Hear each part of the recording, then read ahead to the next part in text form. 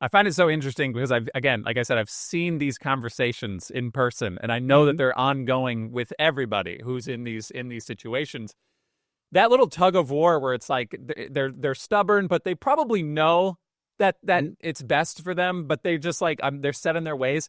Let's say the stars align and everything works out. The conversation goes well, right? Let's say you finally get to that threshold where they're considering alternatives. What would you say are some of like some viable alternatives to aging in place that make sense for them financially in retirement? Well, you don't have to stay in your own home, number one. I mean, that's obvious that there are plenty of services and resources available. You know, you could build an in-law suite and move into a bolted on house of one of your children, and you've got the house that you sell and make that possible. You could move into a continuous care retirement community where you're paying an upfront fee, and like I just said about managing that cost through the rest of your life, but everything's known, it's kind of baked in. We know what it's going to cost, and I'm not going to have any surprises. There is still, people are buying long-term care insurance, and that's not a bad thing to have. It shouldn't be something that you expect is going to pay for all of your care. Really, what you're trying to do is offset or manage the cost of care as much as possible.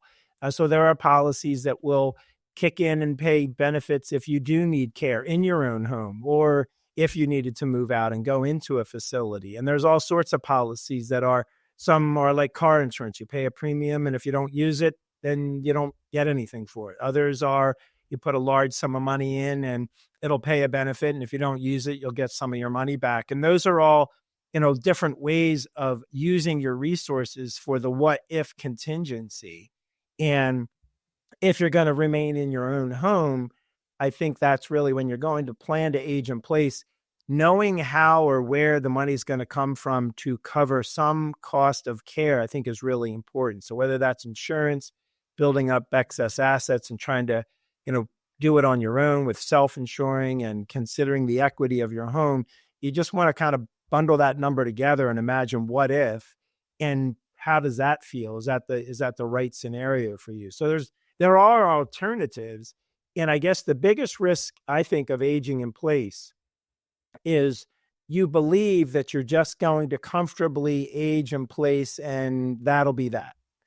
And there can come a point when it's just not feasible to be in your home. You've been mentioning your grandmom in this conversation.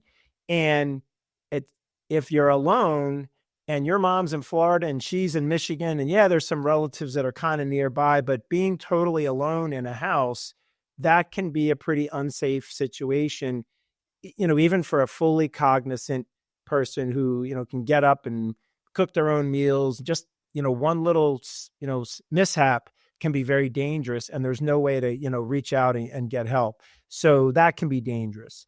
So those are the kind of modifications you want to have in your house. If you're totally alone, you want to have some kind of communication mechanism where it's going to alert people who are close by or close family, and know that you're going to be okay, or know that you're not okay, and that you need help.